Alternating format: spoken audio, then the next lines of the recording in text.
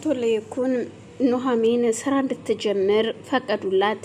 ልጃቸው ናሆምን እንዲያሰራትና ሁሉ ነገር እንዲያሳያት ነግረውታል። ኑሐሚንም ስራ ለመሄድ እየተዘገጃጀች ነው። ዝግጅት ላይ ጨርሳለች። ግን ወይዘሮ ዝናሽ እዛ ቢሮ መስራቷን አትፈልግም። ለምን ብሎ ልጇ ሲጠይቃት ለምን እንደምትሰራ አላቅም። ያች ልጅና አንተ እዚህ ቤት ከመጣችሁ በኋላ ነው ህይወቴ ሁሉ የተዘበራረቀው ይሉታል። ልጇም የወይዘሮ ዝናሽ ልጅ አባቷ ባለቤቷ የሚያውቀው የጓደኛዋ ልጅ እንደሆነ ነው። እሱ ግን ዝናሽ አሁን እንኳን ኑሐሚን አይደለችም፣ እኔም ራሱ እዛ የናሁም ረዳት ሁኜ እንደገና ደግሞ በተማርኩበት ስራ ሰጥቶኛል።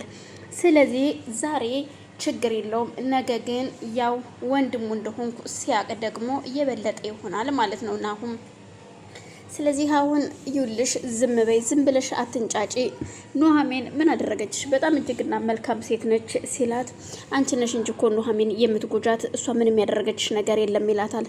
ናሁም ግን ችግር የለውም ትምጣና ትስራ ስላለ አባቱ ፈቅዶለታል። እናም ደውሎም ጠይቆታል። ኤርሚያስ ደግሞ እንዴት ይቅርታዬን አትቀበልም እያለ መንገድ ላይ ይጠብቃታል። እሷ ወደ ስራ እየሄደች ነበረ። ገና ጀማሪ ነች። አርፍዳ ቢሆንም ግን ስራ ስትሄድ አምራን ጋር ደውሎ ብር ይጠይቃታል። አምራን ብር እንደሌላትና እንደማትሰጠው ስትነግረው ከባልሽ የምትቀበዩን ብር ሁልጊዜም ሸር ፈልጋለሁ፣ አለያ ግን እኔ ጋር ያለው ቪዲዮ በቅርቡ ይደርሰዋል ባልሽ ይላታል። አምራን በዚህ በጣም ተበሳጭታለች። እናም እንድንገናኝ ይላትና ይቀጥራታል። እሷም እሺ ብላ የተቀጣጠሩበት ቦታ ትሄዳለች። ኑሐሚን በዛን ሰዓት ቢሮ ስትሄድ አርፍዳ ስለነበረ ናሁም እንዴ በዚህን ሰዓት ነው እንዴ ስራ የምትገቢው? እንዴት ነው በዚህን ሰዓት ስንት ሰዓት ነው አሁን ሲላት፣ ኑሐሚን በጣም ትደነግጥና ይቅርታ ያው አባዬን አሞት ስለነበር ነው ያረፈድኩትኝና በጣም ይቅርታ፣ ለሁለተኛ አይለመደኝም ትለዋለች።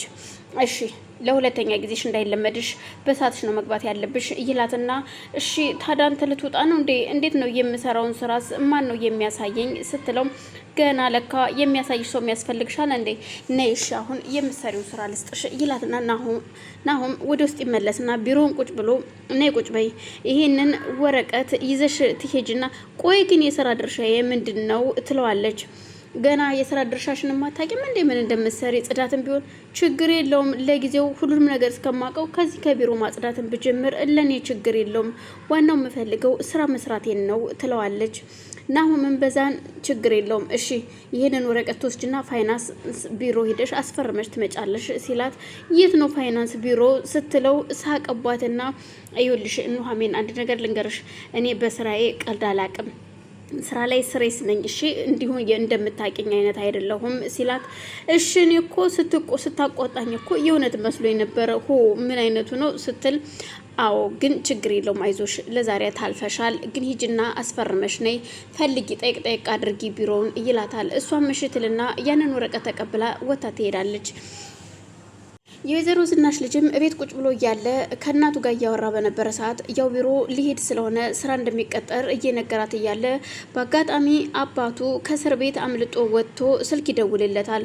ሲደውል ዝናሽም ካጠገቡ ስለነበረች እንዲህ አባዬ ሲል፣ አዎ እኔ ነኝ፣ እኔ አባትህ ነኝ፣ የት ነህ ልጄ? እኔም አዲስ አበባ ነኝ ይለዋል። እኔም ከእስር ቤት አምልጬ አዲስ አበባ ገብቻለሁ ሲለው፣ እንዴት ሊሆን ይችላል አባዬ? አባት ሲል፣ ወይዘሮ ዝናሽ አባትህ እንዴት አዲስ አበባ ሊመጣ ይችላል? እንዴት መጣ? እስር ቤት ነው አላልከኝም እንዴ ስትለው፣ እንዴት ተፈቶ መጣ እያልኩሽ እኮ ነው፣ እኔ ምን አውቃለሁ ሲላት፣ ወይዘሮ ዝናሽ በድንጋጤ ራሷን ስታት ወርቃለች። በዛን ሰዓት ልጇም ስልኩን ያስቀምጥና፣ እማዬ ምን ሆነሽ ነው ዝናሽ ተነሺ ሲል እናቱን ያስነሳትና ከወደቀችበት ከተረጋጋች በኋላ፣ ይኸውልሽ ለማንኛውም ተረጋጊ አንቺ፣ እኔ አሁን አባዬ የት እንዳለ ሂጅ ፈልጌ ልምጣ ይላታል። ግን አደራህን ወደዚህ ቤት እንዳይመጣ እባክህ፣ ህይወቴ እንዳይበጠበጥ፣ ትዳሬ እንዳይበተን ስትለው፣ ችግር የለውም አያሳስብሽ እባክሽ፣ የኔ አባት እዚህ አይቀመጥም ይላታል። እናም እሱም ተነስቶ ስልክ ሲደውል የደወለው በሱቅ ስልክ ስለነበር፣ አባትህ የለም አሁን ቅድም የደወለልህ ሰውዬ ነው የለም ይለዋል። እኮ ወዴት ነው ሄደው? እኔ ምን አውቃለሁ፣ ግን ሰውየው ጤነኛ ነው ብለህ ታስባለህ ሲለው፣ ባክን ጤነኛ ነው እሱ ይልና እሱም ስልኩን ይዘጋና ድጋሚ የአባቱን ስልክ ይጠብቃል። አሁን ቆይት ነው ብዬ ነው የምፈልገው አባቴን ሲል፣ ልጁም እየተጨነቀ በአጋጣሚ አባቱም ይደውልለታል። አባዬ የት ነው ያለኸው ሲለው፣ እዚሁ አካባቢ አዲስ አበባ ነኝ እና ናና ተቀበለኝ ይለዋል። እሺ በቃ መጣው ጠብቀኝ አባዬ ይለውና እሺ ወይዘሮ ዝናሽ አባቴን ላገኝ ልሄድ ነው ይላታል። አደራህን ይዘው እንዳትመጣ ስትለው እሱን እግዚአብሔር ያውቃል ይላትና እሱም ጥሏት ወጥቶ ይሄዳል።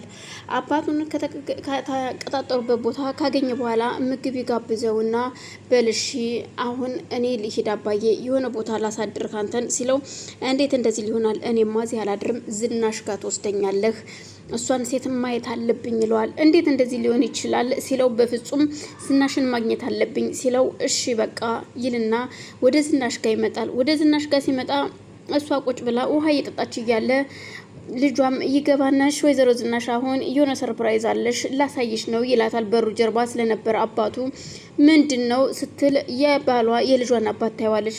የያዘችውን ውሃ ባፏ ትተፋና ቆይ ለምን ይዘህብኝ መጣህ? እንዴት እንደዚህ ይሆናል ስትል ትናገረዋለች።